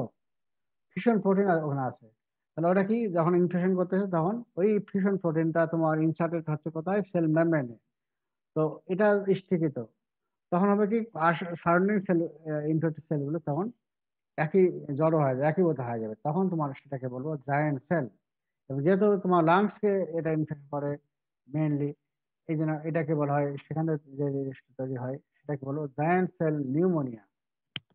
ঠিক আছে? আর সেকেন্ডারি ব্যাকটেরিয়াল ইনফেকশন হতে পারে, কি করে? স্ট্রেপ্টোকস বিটা হেমোলাইটিকাস, যেমন হলো স্ট্রেপ্টোককাস পায়োজেন্স। হ্যাঁ, রেসপিরেটরি হলো। সেন্ট্রাল নার্ভাস সিস্টেমে কি হতে পারে, বা নিউরোলজির কমপ্লিকেশন কি হতে পারে? এনকেফালাইটিস। এনকেফালাইটিসের মধ্যে আবার কয়েকটা ভাগ আছে দেখো, সময় অনুযায়ী। একটা হলো acute measles post infectious encephalitis, occurs within week, cause কি? autoimmunity। অটোমেটিক এখানে কি হয়? Antibody against the protein of myelin sheath. তাহলে এক সপ্তাহের মধ্যে। আর আরেকটা কি? মিজিলস ইনক্লুশন বডি এনকেফালাইটিস, ওই যেটা জায়ান্ট সেল বলা আছে ওইটাই আর কি, ইনক্লুশন বডি তৈরি করে। এটা হলো occurs after 1 month, cause due to immunodeficiency. আরেকটা হলো কি? Sub acute sclerosing panencephalitis, SSPE. আরেকটা মিবে আর এসএসপি। এটা কি হবে? This develop 6 to 7 years after the initial infection. তবে তোমরা এটা খেয়াল রাখতে পারবে না, শুধু খালি এটা খেয়াল রাখো,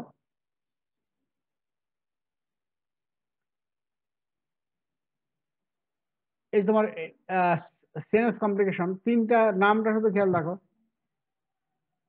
একটা প্রথম হলো কি? Acute measles post infectious encephalitis. তোমার মিজিলস হলো, ভালো হয়ে গেল, তারপর তোমার হলো এনকেফালাইটিস হলো। এই জন্য বলা হচ্ছে acute measles post infectious encephalitis, AMP. খেয়াল থাকবে। Measles acute infection, acute measles হলো, ভালো হয়ে গেল, তারপরে এক সপ্তাহের মধ্যেই সেটা আবার হচ্ছে কি সেন্ট্রাল নার্ভাস সিস্টেম অ্যাক্ট করতেছে। সেটাকে এই জন্য বলা হচ্ছে acute measles post infectious encephalitis. তারপরে তাহলে এইটুকু নাম জানো, এই যে কারণটা কখন হচ্ছে, কি কারণ হচ্ছে, তোমাদের জানার প্রয়োজন নাই। তারপরে দেখো হচ্ছে কি মিজিলস ইনক্লুশন বডি এনকেফালাইটিস, মিবে। মিজিলস যে ইনক্লুশন বডি তৈরি করে, এর জন্য এনকেফালাইটিস হয়, এটাকে বলা হয় মিজিলস ইনক্লুশন বডি এনকেফালাইটিস। আরেকটা কি হয়? বহুদিন পরে মিজিলস ভালো হয়ে গেছে, 6-7 বছর পরে হচ্ছে কি সাবঅ্যাকুট স্ক্লেরোজিং প্যারেনকেফালাইটিস, সাবঅ্যাকুট স্ক্লেরোজিং প্যারেনকেফালাইটিস। এই তিনটা নাম খেয়াল রাখবে, তাহলেই তোমাদের হবে। কখন কোনটা হচ্ছে তোমার খেয়াল রাখতে পারবে না। ডেল এমিশন ওরা খেয়াল রাখো। চোখে কি হয় তুমি অলরেডি জানছো, চোখে তোমার হয় নাইট ব্লাইন্ডনেস হয় due to rapid excretion of vitamin A, যারপর তোমার হবে নাইট ব্লাইন্ডনেস হয়। হুম, ঠিক আছে। আরেকটা প্রেগনেন্সি যদি হয় তাহলে increase risk of stillbirth. তাহলে কমপ্লিকেশনটা অবশ্যই ভালো করে খেয়াল রাখবা।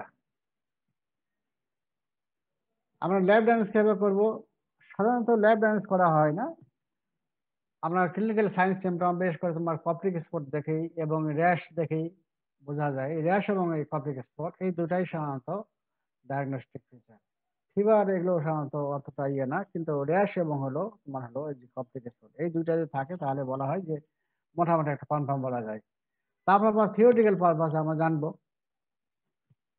তাহলে উপরের কথাটা অবশ্যই লিখতে হবে, most cases of disease are diagnosed clinically.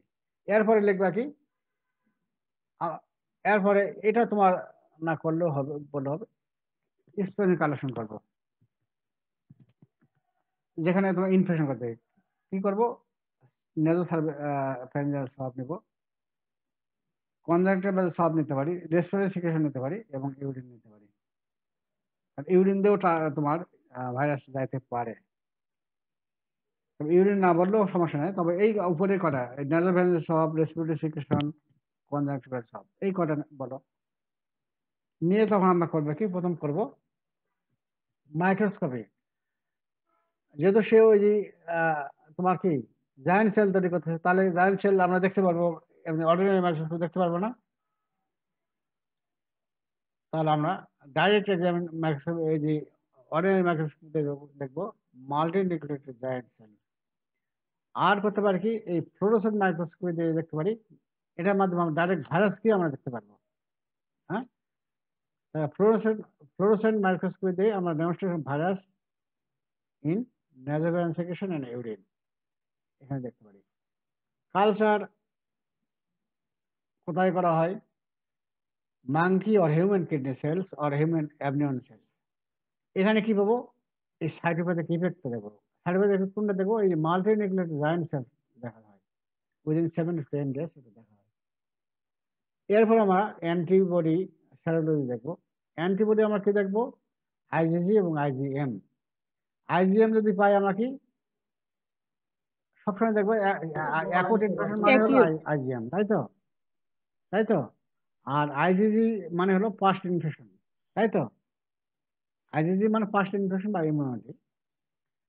তবে আইজিজি যদি 4-fold আইজি হয়, ধরো মনে আজকে করলাম, 7 দিন পর আবার যদি 4 গুণ বেশি পাচ্ছি, তাহলে আমরা বলতে পারি এটা তাহলে এই জন্য বলা হচ্ছে 4-fold rise in antibody titre, এটা হচ্ছে IgG or measles specific IgM antibody. তার মেইন হলো আইজিএম অ্যান্টিবডি, এটা দেখবো। কি মেথডে করি আমরা? ELISA, neutralization test, haem agglomeration inhibitor test. এলাইজাটা খেয়াল রাখতে পারলেও যথেষ্ট। তাহলে আইজিএম দেখবো, দেখলে আমরা পাবো কি এটা অ্যাকুট ইনফেকশন, আর আইজিজি দেখলে পাস্ট ইনফেকশন। আর যদি 4-fold রাইজ একই আইজিজি পাই, তাহলে এটাকে বলবো এখন। এইখানে দেখো এই জায়ান্ট সেল তৈরি করছে, স্পষ্ট বোঝা যায় কি? দেখো তো কয়েকটা সেল, এইখানে দেখো তো কয়েকটা সেল, দেখো হ্যাঁ, সেলগুলো দেখো বেলুনিং হয়ে গেছে এবং দেখো একসঙ্গে জড়ো হয়ে গেছে, তাই তো? হয়নি? অনেক জায়গায় আছে, অনেক জায়গায়। এগুলোই তোমার মাল্টি নিউক্লিয়েটেড জায়ান্ট সেল। ওকে, এখন আসার কথা যে এই যে মিজেলস, কিছুদিন কিন্তু মোটামুটি বেশ ভালো ছিল, কিন্তু মিজেলস হইতো না বললেই চলে। একদম আমরা এমন একটা স্টেজ আসছিল যে ইরাডিকেশন করতে পারবো, এই অবস্থায় চলে আসছিল। কিন্তু এখন আবার দেখা যাচ্ছে, নতুন করে আবার দেখা যাচ্ছে কিন্তু এটা, এবং ডেথ রেটও হচ্ছে। হ্যাঁ, এটা একটা খারাপ খবর। মিজেলস এগুলো পরীক্ষায় আমরা ভালো করে করতে হবে। এখন প্রিভেনশন কিভাবে করবো মিজেলস? তোমরা জানো যে আমরা ভ্যাকসিন দেই। কি ভ্যাকসিন দেই অলরেডি জানো। ভ্যাকসিন আমরা কি ভ্যাকসিন দেই? MMR sir. এমএমআর। স্যার ইতে শুধু এমআর দেয়া হয়েছে স্যার, মানে আমাদের ইপিআই তে, আর আলাদা ভাবে কিনে দিলে এমএমআর। আর আসলটাই তো বললা না, আসলটাই তো বললা না। তোমার 6টা ভ্যাকসিন ডোজ আগে ছিল, তাই তো? জি স্যার। ছিল না? নিজের ছিল কিনা?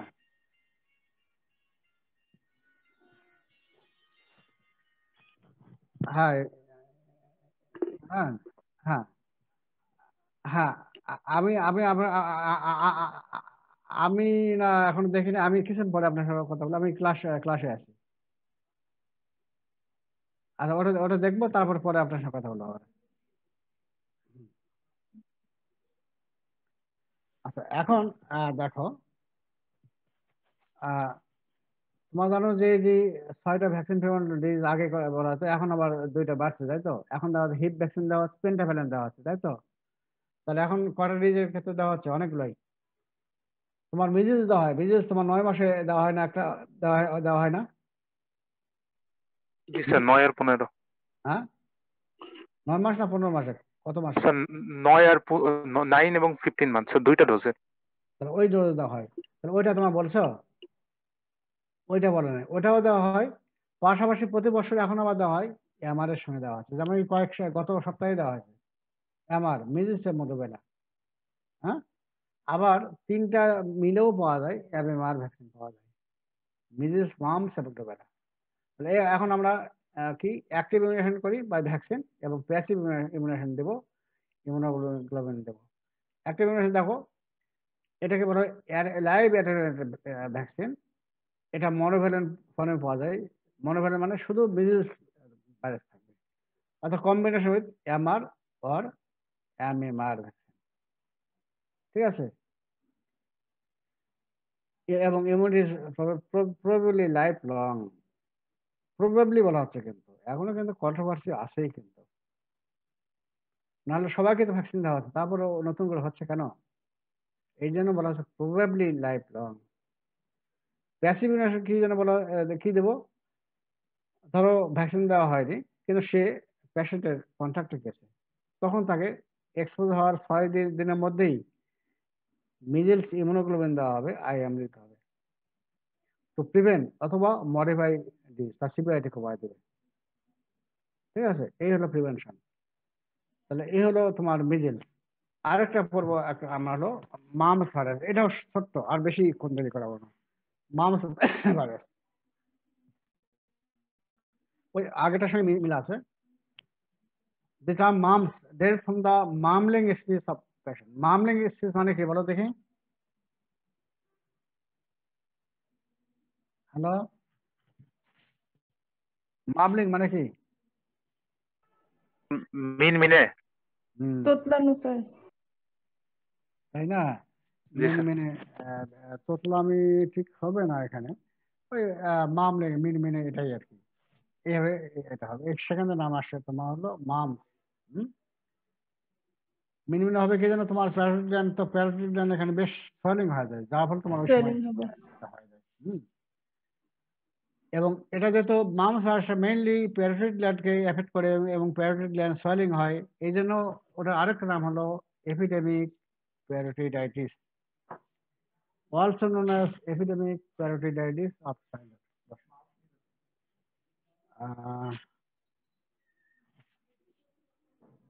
এখন তো ক্লাসে আছি, ঢুকুন কখন?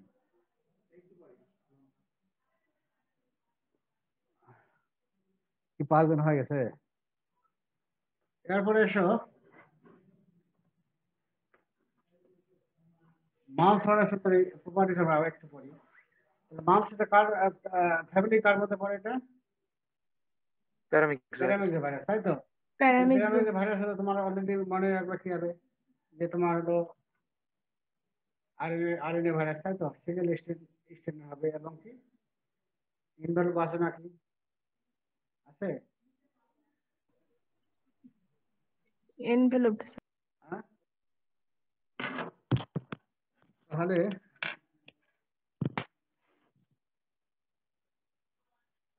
তাহলে আমরা পড়বো এখন হলো প্রপার্টিস, তাই তো? হ্যালো, জি স্যার। তাহলে ওই যে যেভাবে তো মনে রাখো সেইভাবে, তাহলে প্যারামিক্স ভাইরাস, আর জেনাম হলো সিঙ্গেল আরএনএ, আর এখানেও থাকবে তোমার হেলিক্যাল নিউক্লিওক্যাপসিড, এবং এইখানে তোমার ওই যে স্পাইক আগের মতোই, আগের মতোই। ঠিক আছে? নতুন করে আর পাচ্ছি না, ওইটুকুই। এবং সিঙ্গেল সাইটেড প্রপার্টিস গেল।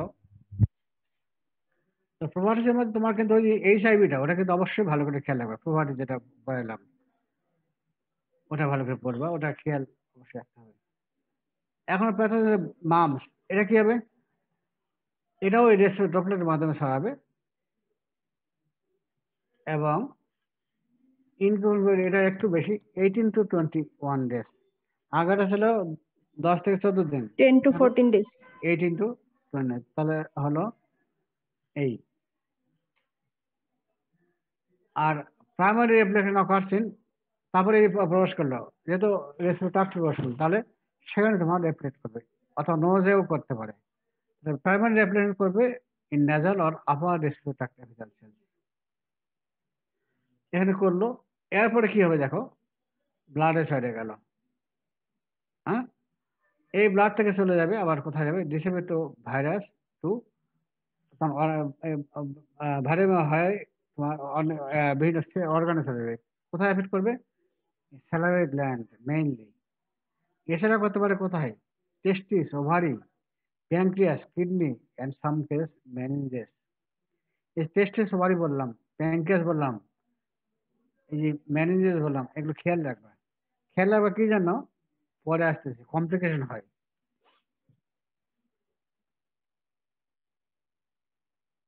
এরপরে কি হলো? সিমটম দেখা দেবে। যেহেতু প্যারাসাইটিক গ্ল্যান্ডে গেল তখন হবে প্যারাসাইটিক গ্ল্যান্ড সোয়েলিং হবে ইন 95%, এবং এটা কি? Non suppurative inflammation of the parasitic gland in about 95%। The most characteristic বিষয় হলো non suppurative inflammation of the parasitic gland in about 95%। Non suppurative মানে কি? সাপোরেটিভ মানে কি? পাস তৈরি হওয়া, তাই তো? পাস তৈরি। পাস তৈরি হবে না, এই জন্য বলা হচ্ছে নন সাপোরেটিভ। 95% ক্ষেত্রে করা হয়। এবং আগেকার যুগে কি এই 90-এর দশকেও এখন আর পাওয়া যায় না সম্ভবত, তোমাদের এই যে কালো একটা পট্টি পাওয়া যায়, বুঝছো? কালো ধরনের, ওর মধ্যে কি যে দেওয়া থাকতো জানি না। যাদের প্যারোটিড গ্ল্যান্ড সোয়েলিং হয় ওই কালো তোমার এই যে ওষুধ দোকানে পাওয়া যেত, ওগুলো নিয়ে তোমার এই ইয়েতে দেওয়া হয়তো, তোমার প্যারোটিড গ্ল্যান্ড সোয়েলিং যেখানে হলো এর উপরে দেওয়া হয়। ঠিক আছে? এখন ওটার এফিকাসি কতটুকু কন্ট্রোভার্সি আছে। তো আগে যেটা চিকিৎসা, এটা হলো যে আমি এখনকার বলবো, এগুলো ভাইরাস তো সেলফ লিমিটিং, তুমি ট্রিটমেন্ট করো না করো এমনিতে ভালো হয়ে যাবে, তাই তো? ওটা মনে হয় সম্ভবত ওটাও একটা হয়তো কারণ ছিল। ভালো তো এমনিতে হয়ে যায়, প্যারাসাইটিক সোয়েলিং তোমার ট্রিটমেন্ট প্রয়োজনই নেই, এমনিতে ভালো হয়ে যাবে। মানুষ মনে করতো ওই কালো পট্টি, তখন ওই গিয়ে বলতো যে ওষুধ দোকানে, স্যার আমার এই বাচ্চা বেশি বাচ্চাদের বেশি হয় তো, আমার এটা বাচ্চা ফুলে গেছে, তখন তারা ওই কালো পট্টিগুলো দিত। ওটা ওটা আঠালো ছিল, আঠালো জিনিসটা এখানে লাগাই দিত। ঠিক আছে? এই এখন এরপরে আবার কি দেখো, এই ভাইরাস, এই যে ব্যাকটেরিয়াল সোয়েলিং হলো, ওই এখানে সেখানে ভাইরাস স্যালাইভা তৈরি, virus shed in saliva about 3 days before to, অথবা 9 days after the onset of saliva swelling. Saliva swelling হলো তার 3 days আগ থেকে শুরু হলো এবং সোয়েলিং ভালো হয়ে গেল তার 9 দিন পর পর্যন্ত স্যালাইভাতে ভাইরাস পাওয়া যাবে। এরপরে কি আসলে দেখো, মোর দেন 1/3 অফ পেশেন্ট রিমেইন অ্যাসিম্পটোমেটিক, কোনো সিমটম নাই। এরপরে কি হবে? এই যে এখানে এই ফিগারটা দেখতে পারো, যে প্রথম রেসপিরেটরি ট্র্যাক্টে আসলো, সেখানে তারা রেপ্লিকেট করলো, তারপর সেখান থেকে চলে গেল ব্লাডে, ভাইরেমা হলো, তাই তো? ভাইরেমা হলো, তারপরে সেখান থেকে সিস্টেমিক ইনফেকশন করলো এবং গোটা বডিতে ছড়িয়ে গেল। বিশেষ করে গেল কোথায়? প্যারাসাইটিক গ্ল্যান্ডে, সেখানে প্যারাসাইটিক সোয়েলিং হলো। তারপরে আর যাচ্ছে কোথায়? টেস্টিস, ওভারি, তারপরে তোমার প্যানক্রিয়াস, তারপরে তোমার পেরিফেরাল নার্ভস, আই, এগুলো সব চলে যাচ্ছে। প্যানক্রিয়াসে গেলে হয় তোমার হলো একটা হলো জুভেনাইল ডায়াবেটিস মেলাইটাস। তাহলে এখন আমরা আবারও পড়ি, যেটা কি রেসপিরেটরি ড্রপলেটের মাধ্যমে প্রবেশ করলো বডিতে। তারপরে এটা রেপ্লিকেট করলো কোথায়? নেজাল এবং আপার রেসপিরেটরি ট্র্যাক্ট এখানে তারা ইলেক্ট্রেট করলো, করার পরে তারা গেল কোথায়, ব্লাডে চলে গেল, গিয়ে ভাইরাল করলো। এখান থেকে তারা যাবে কোথায়, ভিন অর্গানে, বেশ করে প্যারাটাইড গ্ল্যান্ডে চলে গেল। তারপরে যাবে কোথায়, টেস্টিস, ওভারি, প্যানক্রিয়াস, তারপরে মেনিনজাস, কিডনিতেও যেতে পারে। তারপরে প্যারাটাইড গ্ল্যান্ডে যখন গেল সেখানে হবে সোয়েলিং, প্যারাটাইটিস, এবং এখানে কি করবে, non supportive inflammation of the parotid gland. ঠিক আছে। তারপরে তোমার তো এই হলো তোমার হলো প্যাথোজেনেসিস, তাই তো। এখন তোমার এই যে ক্লিনিক্যাল ফিচার দেখো, ফিভারটা হয়, ফিভার হয়, ম্যালেরিয়া, ফিভার থাকলে ম্যালেরিয়া এগুলো তো হবেই। আর কি হয়, টেন্ডার সোয়েলিং অফ প্যারাটাইড গ্ল্যান্ড, সেটা ইউনিলেটারাল হতে পারে, বাইলেটারাল, একটা এফেক্ট হতে পারে বা দুই সাইডে হতে পারে। হ্যাঁ। আর হলো কি, এই প্যারাটাইড গ্ল্যান্ড যে সোয়েলিং হলো, যেমন তোমার হলো যে এই যে এটা র্যাবিস হলে কি হয়তো হাইড্রোফিভার হয়, তাই তো। আর এক্ষেত্রে কি হয়, এই সাইটাস থাকলেই, ড্রিঙ্কিং করলেই তার প্যারাটাইড গ্ল্যান্ডে পেইনটা বেড়ে যাবে। Increase in parotid pain when drinking citrus. হ্যাঁ। এবং রিজলভ স্পন্টানিয়াসলি উইদিন 1 উইক। এই হলো তোমার হলো সিমটম। এই সাইন্স সিমটমগুলো আমি সবসময় আমি বলি কি জানো, এগুলো অবশ্যই পড়বা। আমি কিন্তু সাইন্স সিমটম খুব বেশি বলি না, কিন্তু খুব সংক্ষেপে বলি। এবং এগুলো থেকেই পড়লে তোমার প্রবলেম বেস কোশ্চেন আমরা যেগুলো দিই সেগুলো তোমরা সলভ করতে পারবে। এগুলো যদি তুমি না পড়ো তাহলে প্রবলেম বেস কোশ্চেন তুমি সলভ করতে পারবে না। এবং ওগুলো কম্পালসারি, প্রবলেম বেস কোশ্চেন যেগুলো সেগুলো কিন্তু কম্পালসারি। ওটা তোমার ওর কোনো ইয়ে নাই, মানে ওটা না দিয়ে অন্যটা টাচ করে পাবে না, কিন্তু ওটা কিন্তু কম্পালসারি কোশ্চেন, তোমাকে করতেই হবে, দিতেই হবে, টাচ করতেই হবে। যে টাচ করবে না তার ওই কোশ্চেনটা তোমার ওটা তোমার হলো 10 নম্বরের কোশ্চেন থাকে তো, 10 নম্বর তোমার তুমি একদম পাইলে না। আচ্ছা, এখন এখানে দেখো ফিগারটা দেখো, এই যে দেখো প্যারাটিকুলার সোয়েলিং হয়, তাই তো। এখন এই কমপ্লিকেশন হয় কি দেখো, ম্যানিজারিস হয়, ভাইরাস দিয়ে যদি ম্যানিজারিস হয় সেটাকে আমরা বলি অ্যাসেপ্টিক ম্যানিজারিস, আপ টু 15%। তারপরে ম্যানিঙ্গো ইনকেফালাইটিস হতে পারে লেস দেন 0.3%। আর ডিপনেস হয়, কানে যত তখন এফেক্ট করলে ডিপনেস হয়। আর এই মেইন কোনটা দেখো, এই অর্কাইটিস হয়। 20 to 50% of men who are infected with mumps virus develop orchitis, often unilaterally. If bilateral orchitis develop in a patient in a post-oral male, then sterility may develop. তাহলে তোমার একটা হলো অর্কাইটিস ডেভেলপ করে, ঠিক আছে। সাধারণত ইউনিলাটারাল হয়, বাইলাটারাল হতে পারে। তবে যদি এই পোস্ট-পিভাটাল মেলে যদি অর্কাইটিস ডেভেলপ করে এবং যদি বাইলেটারাল হয় তাহলে সেটা সিভিয়ার সিমটম হবে, সেটা হলো স্টেরাইটিস ডেভেলপ করে। এটা বুঝছো তো। তোমাদের যখন তোমার থিওরি প্র্যাকটিক্যাল পর্বে যাবে তখন কিন্তু এই ধরনের বা বিশেষ করে গাইনি কেস পাবা যাবা, তারা কিন্তু এই পাবা কিন্তু যে বাচ্চা হচ্ছে না, কোনো সমস্যা নাই কিন্তু বাচ্চা হচ্ছে না, এগুলোও একটা তার কারণ আসে। এগুলো তো মাথায় রাখতে হবে। অর্কাইটিস ডেভেলপ করে যদি বাইলেটারাল হয় এবং পোস্ট পিউবার্টাল পিরিয়ডে যদি হয় অর্কাইটিস। তারপরে কি আরেকটা বললাম, ওভারাইটিস হয়, হাইপারমিসিস অফ ওমেন। এছাড়া কি হয়, প্যানক্রিয়াটাইটিস হয়। প্যানক্রিয়াটাইটিস হলে তোমার সম্ভাবনা থাকে তখন জুভেনাইল ডায়াবেটিস মেলাইটাস হওয়ার সম্ভাবনা থাকে, ঠিক আছে। এছাড়া হতে পারে কি পলিআর্থারাইটিস, স্টেপটাইটিস, এগুলো হতে পারে, ঠিক আছে। এগুলো কমপ্লিকেশনটা কিন্তু তোমাদের করতে হবে, কিন্তু কমপ্লিকেশন অবশ্যই পরীক্ষায় আসে, এগুলো ভাইবা তো ধরা হয়। ব্রেনে কি হলো, অ্যাসেপ্টিক মেনিনজাইটিস আর একটা ম্যানিঙ্গো এনকেফালাইটিস। কানে আসলো তোমার হলো ইউনিটাল ডিপনেস। তারপরে তোমার এখন এই যে পেটে আসো অর্কাইটিস ডেভেলপ করলো, ঠিক আছে, এবং ইউজুয়ালি ইউনিলেটারাল বাইলেটারাল হতে পারে। তবে যদি বাইলেটারাল অর্কাইটিস ডেভেলপ করে পোস্ট পার্টাল মেল যদি হয় তাহলে স্টেরিলিটি ডেভেলপ করতে পারে। আর মামস ওভারাইটিস হতে পারে মেয়েদের, আর প্যানক্রিয়াটাইটিস হতে পারে। এই হলো তোমার হলো কমপ্লিকেশন। ডায়াগনোসিস কি করবো?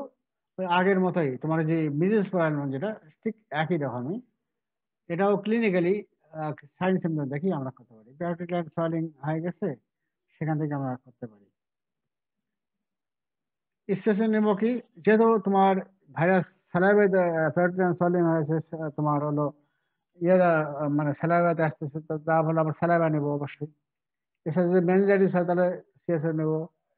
কিডনিতে ডেভেলপ করলে তাহলে নেবো ইউরিন নিয়ে, তারপরে করবো কালচার করবো। এবং কালচার সাধারণত করা হয় না, সাধারণত তোমার ইয়ে করে ইমিউনোফ্লোরেসেন্স মাইক্রোস্কোপি দিয়ে আমরা ভাইরাসটা দেখি। হুম, ঠিক আছে। মাইক্রোস্কোপি করবো demonstrate virus in saliva or throat secretion by immunofluorescence test. Culture সাধারণত কোথায় করা হয়? এই মাঙ্কি কিডনি সেল বা হিউম্যান অ্যামনিয়ন সেল অথবা হেলা সেল কালচার করলাম। এবং কালচার আমরা কি দেখবো? সাইটোপ্যাথিক ইফেক্ট দেখবো। কোনটা? জায়ান্ট সেল ফর্মেশন দেখবো, ঠিক আছে। Growth is detected by cytopathic effect, that means giant cell formation. এইটুকু বললেই হবে। এই যে এগুলো না খেয়াল রাখতে সমস্যা নেই। তারপরে তোমার অ্যান্টিবডি দেখবো, সেরোলজি কি করবো? আইজিএম পাইলে অ্যাকুট ইনফেকশন, আর আইজিজি পাইলে পাস্ট ইনফেকশন। আর যদি ফোরফোলাইজ টাইট হয় তাহলে তোমার হলো ডায়াগনস্টিক। তাহলে fourfold or greater rise in antibody that is evidence of mumps infection. এটা একটু অন্যভাবে দেওয়া আছে। ওই আগেরটাকে ফলো করবা, যে আইজি অ্যান্টিবডি দেখবো অথবা fourfold rise of IgG titre, IgG titre দেখবো। এলআইজি দ্বারাই আমরা দেখি, ঠিক আছে। এ হলো সেরোলজি। এলআইজিও পাওয়া যায়, এলআইজিটাই তোমার খেয়াল রাখবা। তারপরে প্রিভেনশন, এটা অবশ্যই তোমরা জানো যে অলরেডি তোমরা পড়েছো যে এটাও লাইভ অ্যাটেনুয়েন্ট ভ্যাকসিন এবং এটাও এমএমআর ভ্যাকসিন দেওয়া হয়, তাই তো? Effective and long lasting at least 10 years. এবং এটা কম্বাইন্ড ভ্যাকসিন হিসেবে পাওয়া যায়। এটা কি? মিজেলস, মাম্পস এবং রুবেলা ভ্যাকসিন একসঙ্গে পাওয়া যায়। এই হলো প্রিভেনশন। তাহলে ভাইরোলজি আরো আছে, বেশ কিছু আছে, আর 4-5টা লেকচার হয়তো লাগবে। যেগুলো বাকি থাকলো সেগুলো তোমাদের এর মধ্যে তোমার রুবেলাটা গুরুত্বপূর্ণ, রুবেলাটা খুব ভালো করে পড়তে হবে। আর কিছু আছে তোমার যেমন হিউম্যান হার্পিস ভাইরাস আছে, এর মধ্যে তো হিউম্যান হার্পিস ভাইরাস তো 5-6টা, তাই তো? এগুলো আছে। তারপরে তোমার হলো ইনফ্লুয়েঞ্জা ভাইরাস আছে। আর বেশি কিছু না, আমি মোটামুটি যেগুলো কঠিন এবং যেগুলো পরীক্ষা বেশি আসে সেগুলো পড়াইলাম। কিন্তু রুবেলাটাও খুব গুরুত্বপূর্ণ, ইনফ্লুয়েঞ্জাটাও ওটাও আসে, ওটা পড়তে হবে বেশি। এগুলো খুব সহজ, যেগুলো আছে খুব সহজ এগুলো। এগুলো তোমাদের 2 স্যার আছে, 2 স্যারকে বলবো, পরে এগুলো ওরা নিবে। এখন আগামীকাল থেকে, হ্যালো, আগামীকাল থেকে কি করবা? প্যারাসাইটোলজি, ঠিক আছে রফিক? জি স্যার। জি হ্যালো, স্যার। হ্যাঁ, সবাইকে তাহলে জানিয়ে রাখো। তো কালকে নেবো প্যারাসাইটোলজি এবং প্যারাসাইটোলজি ইন্ট্রোডাক্টরি ক্লাস। কিন্তু ইন্ট্রোডাক্টরি ক্লাসগুলো সবসময় তোমার জানবা যে গুরুত্বপূর্ণ। ইন্ট্রোডাক্টরি ক্লাস যে করবে না সে অন্য ক্লাস সে বুঝবেই না সে, ঠিক আছে। তারপরে আচ্ছা কালকে স্যার। এখন বলে দাও, কালকে আমি নিব প্যারাসাইট শুরু করে দেবো এবং অল্প দিনের মধ্যে শেষ করে দেবো। ওকে? জি স্যার।